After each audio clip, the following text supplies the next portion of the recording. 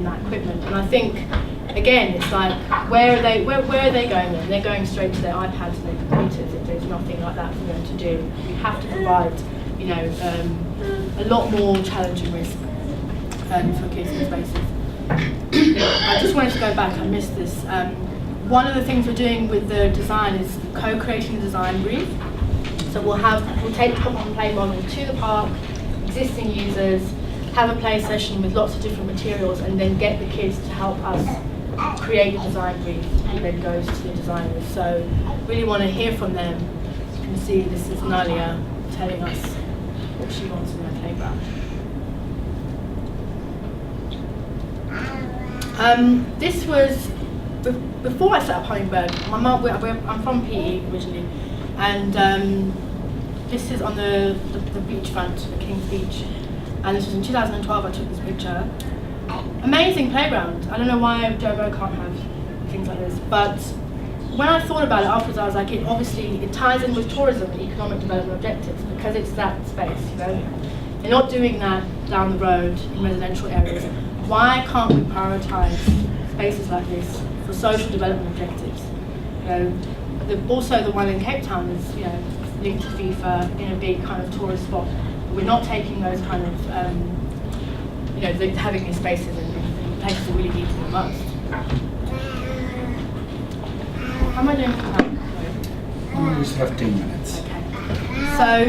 So that's the playground, standalone playground. You know, there's no supervision or anything. What we're really working towards, what we saw a huge need after the pop-up and play is for after school and holiday programming, and we're really common to this idea of the adventure playground. Sorry to read such a long track, but it's really powerful for me, and I just wanted to share this. This is Bob Hughes, who passed away last year. He was a Playwork pioneer in the UK, and he wrote this. I wanted children to play in the spaces that were operated on their behalf. I wanted them to feel stimulated and interested enough to play there. However, I also wanted them not only to choose to come to the playground, but to decide what they did there and how and why they did it. The reasons I felt this so passionately are outlined below. Because in my own childhood experiences, I still had the perception until relatively recently it had been safe for children to locate what they regarded as their own ideal play places, away from adults in general, away from the noise, dirt and danger of traffic, and from bullies and dogs. Invariably, these spaces were children's private areas that were not overlooked and often incorporated wild space, dirt and undergrowth. Increasingly, however, these wild private areas were becoming less and less accessible to children. Farming and industry were rendering many of them hostile and polluted. Roads and road building programs broke them up and put children in mortal danger. Railway developments did the same. The human-built environment was not being developed to accommodate the needs of children. Of course, they still played in the wild areas, but the price they paid could often be unacceptably high. The problem was how children could access the private, non-adulterated experiences that would enable them to form their own unique view of the world, if the spaces they needed for that were either hazardous, dangerous, or perceived as dangerous. And this idea, it's a big concept in Playwork, adulteration. You know, creating these spaces where children really are just on their own and let to be. I think, you know, yeah, I mean, I look at my nephews, I don't think, you know, they get to run wild and run away and not be, I got some of that in my childhood, and I think it's sad for children that they don't have that kind of independence. And, yeah, so the adventure playground is a space. We use natural materials, unconventional play structures, co-designed by the children, offer opportunities for open-ended, challenging and imaginative play. Lots of different equipment, real tools. Children love, you know, being made to feel responsible by having not just plastic stuff. Using junk, recycled materials, etc. Then we have the community of children, adult play workers, and then also the wider community has to be involved, and parent committees and local CBOs. And it is open access, free, and operating after school and during holidays. This is one of the original ones in Denmark, when it started in Denmark. Really kind of, the thing about it is they're not pretty places, you know. They are dirty places and muddy places, and we have to get away from this idea that a playground is going to look like this beautiful, pristine thing. It's not, and children don't want that. So, some pictures of the holiday club that we did. It's really about supporting parents, you know. People work very hard and they can't afford childcare, and I think we've got a huge responsibility to support that and keep children safe when other children are around. A friend took this in the Eastern Cape. We run the Bingo Festival actually, and then another one from Hellenvale in PE. And I think this links to that Bob Hughes quote that I was talking about.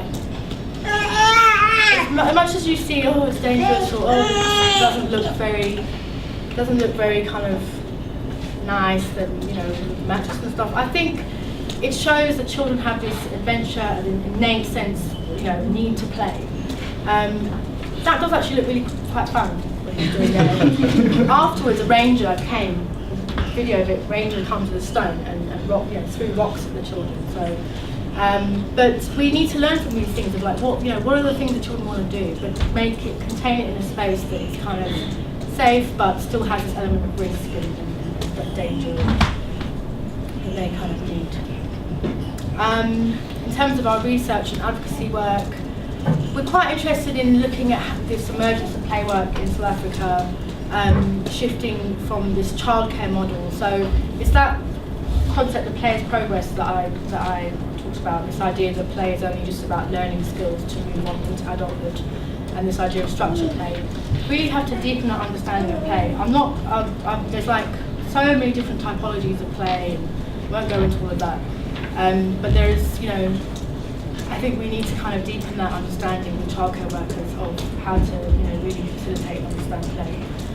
This idea of a more dynamic view of the child and the relationship between children and adults. Childcare can sometimes, it's just about meeting the needs of adults rather than the needs of the child. So how do we support and balance those two things? A lot of research says, I haven't really worked in schools, but I would actually like to move more. I think it's a more effective way to reach more children. There's some interesting programs in the UK and Australia where they're taking kids into schools and training teachers on this kind of changing the culture of the play supervision and encouraging more free use parts of play. And we know, it's got a proven impact on academic performance. We need to make schools more playful spaces. We need to make them spaces where children actually want to be, and that reflect, their nature and their needs. So we're very interested in supporting the emergence of playwork as a discipline, as a profession. Currently in South Africa, you can't study that qualification. There's distance learning and things like that. I'm not really sure. I'd love to have those conversations with people of how that kind of gets more formalised. Other research, we're just documenting what we're doing, trying to produce evidence on our outcomes and impact, to build this case for play and for some of the initiatives that we've been doing.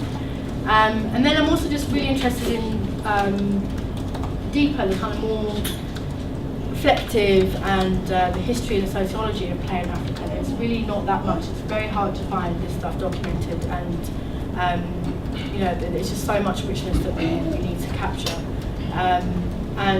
We're working towards a critical reader on play in Africa, so looking for contributors from across the continent and here to really just and do whatever, take that concept, play, and just run with the imagination and see where it takes us.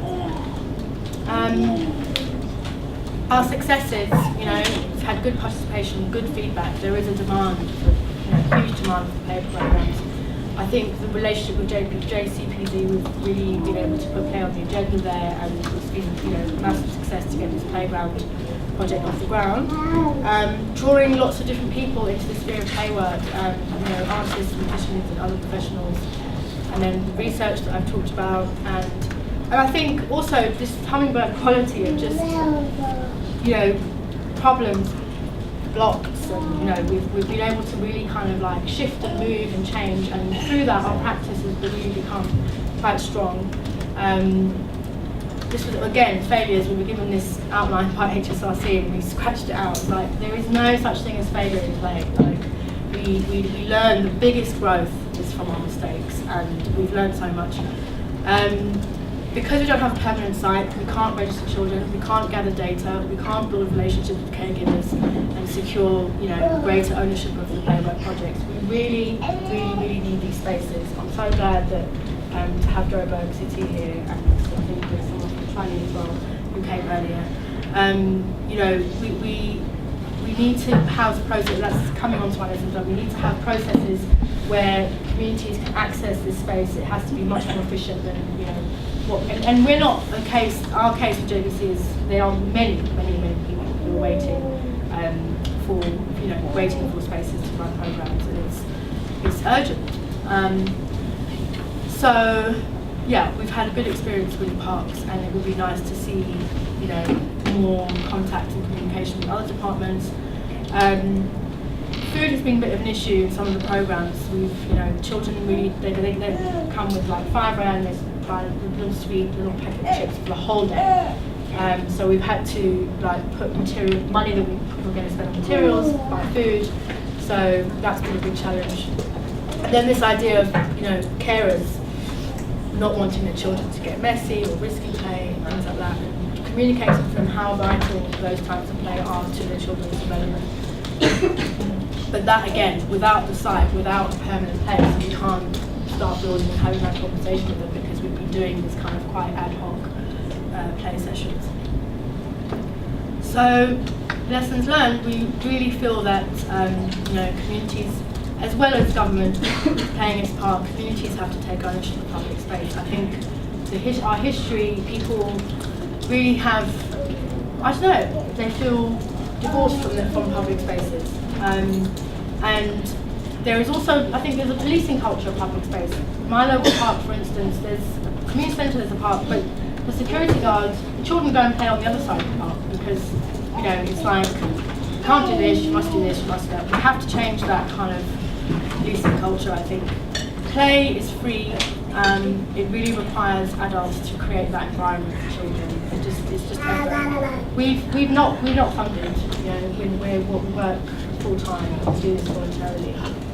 All the money for the pop-up play sessions has been donated from our network and things like that. So I think that's what we're trying to demonstrate. Small actions. You don't need big plans and big kind of fancy strategy plan.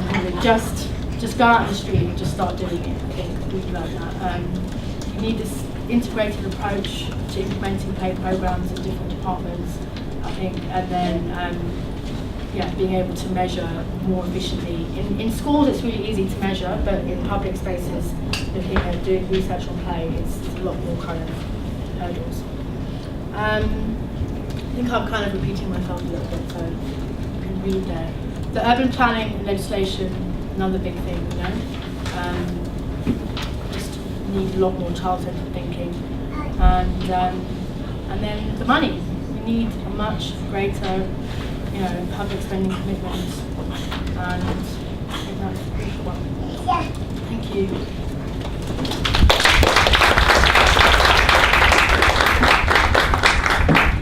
This will be followed by a quick video. So I'm going to be really quick, and I'll stand here or there so that I get heard across South Africa. I'm going to talk about the Min Street Adventure Playground, which is my local adventure playground back in London. I was born and raised in Joburg, but moved to London as a teenager. Basically, we live in a very tiny local authority flat. It's very small, there's no outside space. I've got 3 kids, you've met one of them. You can imagine what it's like. And so many people in urban areas now live under these conditions. Very, very cramped, we're having to make do with less and less space. So how do we get our kids outside? Adventure playgrounds. Now ours is located just behind our house, and it's inside a park called Min Street. It's a tiny park. And Min Street came to existence 40 years ago, when this park was in complete chaos and disarray. No one was using it. It was nothing. And a group of local parents from the local housing estate got together, and they literally just made it happen because they needed somewhere to play. So they got railway sleepers, some tires, they chucked them around, they put up a little rope around to mark the boundary. Bob's your uncle, off you go, please play. Now from those beginnings, Min Street's Adventure Playground has now been integrated into Southwark Council's play budget, so it's funded by the council. Play budgets are under threat, by the way, in the UK, as austerity bites us all on the bottom. But it continues, and Min Street is an incredible example of a success story and what a community-based adventure playground can really mean. Because it's not just about children, it's actually about everyone. So, and it also works on a number of levels as a space. So, for example, on Monday and Tuesday mornings, the hall is used for an under fives group, and all the equipment gets taken out of a box and set up for those few hours, and local people can bring their under fives to play, and they're supervised by their carers. In the afternoons, that equipment is packed away. The older kids come from the local primary schools and go absolutely rampant in the adventure playground section, which has also been improved in recent years through collaborations with big construction projects in the area, like London Shard, which sponsored the construction of the mini Shard, so a really interesting kind of structure that the kids play with. And then it's also used by a local church on a Sunday morning. The hall is used by them. On a Thursday night, it's table tennis club, where local guys can kind of, get together and have their man time. There's lots of different ways that the space works. It's very flexible, and that's when these spaces work best. Not when they're kind of earmarked specifically for one thing, and then the rest of the time it's kind of dead. We can really make the little space we have work all the time for lots of different kinds of people. But what brings it all together is that it is child-centered. Children are at the heart of this, and that's why it's so great. So I'm going to play you a little video that we made over the summer called Magical Min Street. Me and the kids and the grown-ups all made it together. It's a little cobbled together mishmash of why Min Street is such a special place and what we'd quite like to do here in Joburg. We can have some sound on this one, it's nothing embarrassing.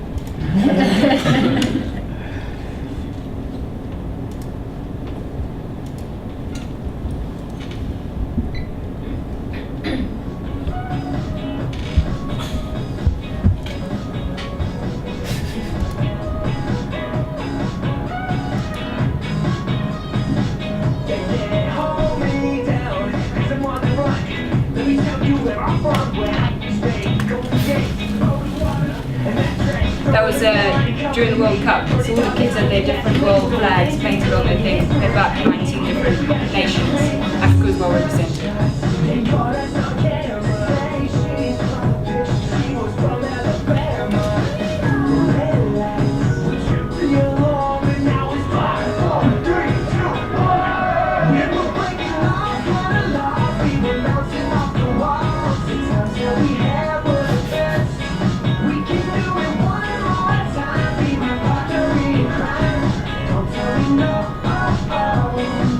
That's a local nursery school making use of the bigger park facilities.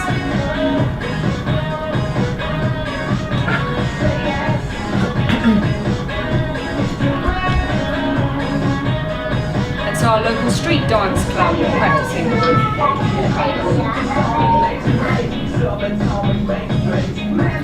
And Min Street also has regular community events, so like fun days, family days, planting days. Actually I want to make one mention about food. We talked about being undernourished kids and all that, but actually in Min Street, part of the play budget gets used to make food that's not about being undernourished, but about kind of having some food together. So there's like a big, nice jerk chicken and dumpling soup on a Friday. Friday's like the real happening day, where you can go after school and you can chill, the kids can go crazy, you can have some soup and a cup of tea, chat with people, you get to know people, and that's what it's all about.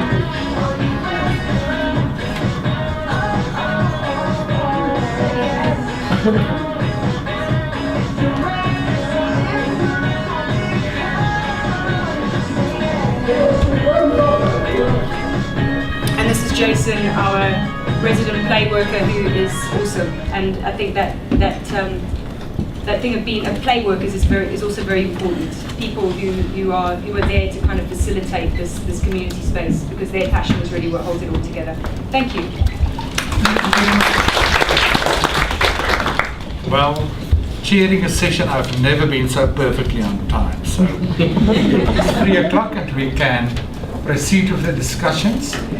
What I will do is I will allow Pretoria for a question or two, and then I will go to Durban and Cape Town. So Durban and Cape Town, you will have equal opportunities. Let's hear from here, who will be the first two. The quicker you put up your hand, and if you sit behind me, just shout that your hand is up. Nobody here. Okay, I'm going over to Durban. Charmaine, Janet, do you have anything to ask? I'm just wanting to find out what the experience has been in developing local play associations. Have they been able to do that? Or are people reluctant to get involved in doing play things in their communities? Okay, we will go through all the questions and then come back to Ntsiki. Cape Town? Any questions? Don't feel forced, just because we can watch you on a very big screen. Not forced, but I'm working on a project along the main road, and I had, talking to people in the community, they've also said they're living in flats in the area and there are no opportunities for their children to play. But the area is very congested, and so I suppose my question is around mobilizing community to get involved in finding those spaces. It isn't an obvious park in the area. Okay, thank you very much. Anything else from Pretoria? Yes, I have a Louise. question. In terms, you said that at local government level, more integrated approach is needed. Whom are you referring there in local government? If you don't have the play people, if community development workers or whoever, who would you say? Good. Over to Ntsiki, you and T to answer. Okay, so on the local play associations, that's what we're aiming for. We haven't, again, because we haven't been able to get a fixed permanent site, and we're kind of like, so at the moment we've got our eye on this place in Troyville, David Webster Park, but we were recently told it's a heritage site, we can't go there, and we've been given other options. But my point is, I want to operate in where I live. I want to operate in my community. It's not about me going over there. I'm very happy for someone else to come and see what we do and share what we're doing and go and facilitate something being set up. But the Adventure Playground is an experiment for us. We want to see how we can activate play with minimal. We're not really even looking for like masses of funding. How we see it is that we would help get local business networks to donate staff structures, donate play materials, but really, initially, people have got to volunteer their time. Parents have got to make that time. If you've got a big network of 60 to 100 parents in a project, that means you contribute a day every few months, 2 months or 3 months. I know me and Dom, we kind of differ with it. Yes, our long-term aim would be that, as you said, the municipality now runs and has taken over. Same that happened with radio. Their schools are now have been taken over by the municipality and are funded by them. That's definitely where we want to go, but we're a long way from that. And I think now what is really mainly important is getting local people into the idea that children need space, and they, the park is a place for children, not for smoking drugs and just keep your places together. So that's what we're trying with the play associations, in the area that we fixed on. But now we've got this hurdle that we're not allowed to be in that park. It's a heritage site, but they want to put a soccer field there. So and apparently that's community development. So we're going to try and speak to them now and see why the two projects can't sit side by side.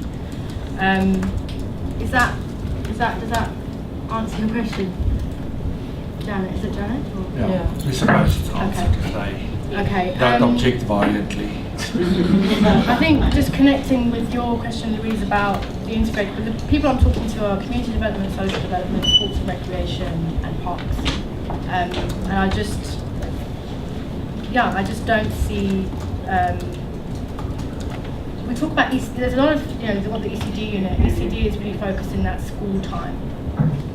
But I don't know what's really happening around the after school holiday times and the spaces, like who is managing spaces and who is there, kind of. Okay, so we did with Region F, Sports and Rec, Community Development, we did a pilot holiday club. And I think, we did the pilot. It was supposed to go on, but there was no budget. That was what they were, said to us. So I just, sorry, I've gone completely blank now. Integration. Yeah, integrate. So sorry, I've got completely blank now. Okay, you can get back to that later. Yeah, it's fine. I'll get back to that. We still have time. On the main road idea, mobilising community, I don't really understand your question. Are you saying what are the avenues for them to access space? My question, I suppose, is what are the opportunities for play beyond playing in a park, in an urban environment? Yeah. Can I do it through street furniture, or I'm just looking for ideas around making the environment more fun for children. Okay. So Does that make sense? Yeah, absolutely. With the pop-up and play, like I say, we use these things loose parts. They're not specific toys. It's just things that we have found in the last.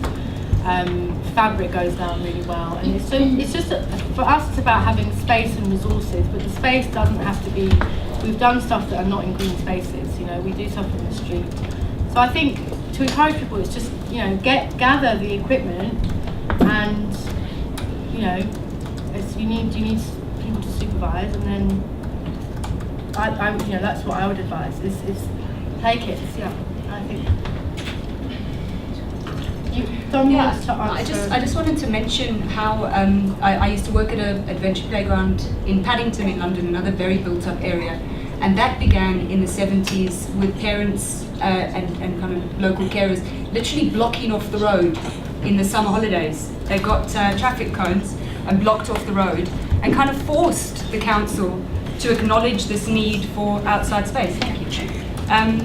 So I mean that's obviously, it's quite a guerrilla tactic to kind of take over a street, and maybe not the way to go, but it's to see if there's any way of getting local authority permission to temporarily block off a street, use a play kit, and pop up and play, for a day or so, or a few weeks if you're lucky. And from that point, you can kind of you can then provide evidence of need, because it's so obvious, because everyone's there playing. Because once it's there, the people come. Good, thank you very much. Back to Pretoria. There is a question from Sharon. Yeah, I just wanted to say, you mentioned partnerships with schools, and I just wondered the playgrounds when children are or schools are closed. Yeah. Should we not be pushing for using that area, because that's where the children are, and be able to put up these pop-up playgrounds equipment in the schools? And shouldn't we start trying to identify schools who will cooperate with this? That's great. And as long as it doesn't put pressure onto them, and then the teachers will become involved, or hopefully one teacher will become involved. But I think we've got to try and that's a place that's cordoned off. It's in their pathways, etc. That's a really good suggestion. Yeah, I think Use the resources that's there. That's right. School playgrounds in holidays are. They lie They're there dormant. dormant. They're absolutely dormant in the holidays. Okay, so I was late. I'm Diana from Curriculum Development Project. We're an arts education and training organization, and for the last 2 years we've been running pop-up play groups in the Cosmos City area. So we partnered with a religious organization that's got the vacant land, and we've got like a community development worker and an ECD practitioner that runs play groups with children that have no access to any ECD centers every Friday for 3 hours. And we've even trained the parents now on a basic ECD skills course, just so that we can pop up some more play groups. And I must just say the model has been very successful, and this year we've started another play group. So that was just to give you an idea that you can also partner with religious organizations. Any person that basically has a vacant space that's not ready to build on it yet, find out who it is and just go for it. And we also get support from them as well, because they're paying our community development worker. So it's quite a wonderful partnership we have with them. Okay. Yeah, and also with me, I wanted to say something similar to that, because we already have some existing safe parks like us. We have safe parks nationally where young people come and play. Sometimes we don't have resources, and it's difficult for us sometimes to access the land. So I wanted to know, how do you partnership with us who already have places where we could play, and also how could you assist us, in terms of that? Is there another hand? Yes. Behind me? Okay. Johannesburg from Japan as well. Just on a couple of the topics, I've been to quite a few schools where they do open up the schools quite often to communities on weekends, and they use the playground, which is being used quite nicely.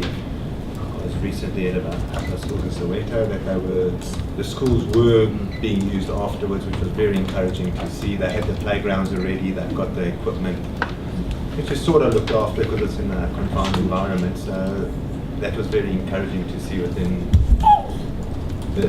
on the ground.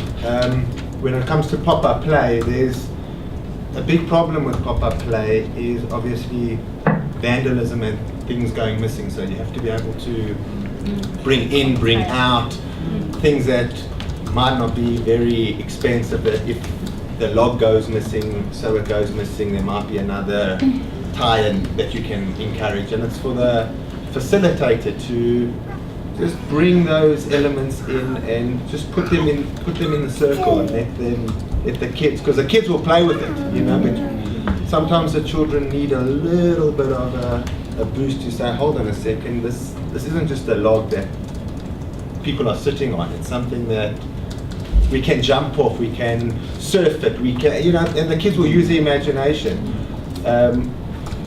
There's an option of boxing a pop-up system in a trailer type of environment where you drive the trailer in, that's taking it pop-up play one step further, where maybe you've got some sort of mobile device that goes to Cosmos City, and then the next week it's sitting in Kliptown, and it's moving around. So those are things that are available. It's just you obviously got to create it, and it becomes a problem. But I think that's an idea.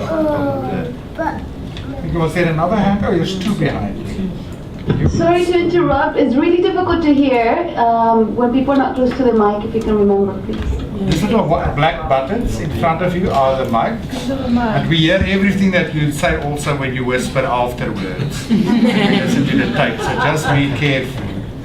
Please speak to the mic. Andre, this is just a comment. We are busy with the child-friendly city community framework with DSD.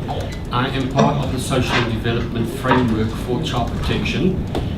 Like the gentleman did say, the child protection group that actually started those programs off at schools, at school holidays. So we have got school holiday programs running throughout the year. So what you just need to do, you need to get hold of social development, 69 Commissioner Street, Sabia. She's in charge of the child protection unit, and you can talk to her, because we've got a lot of child protection committees that are running in each region, okay, and they do a lot of programs there as well, where you can get information.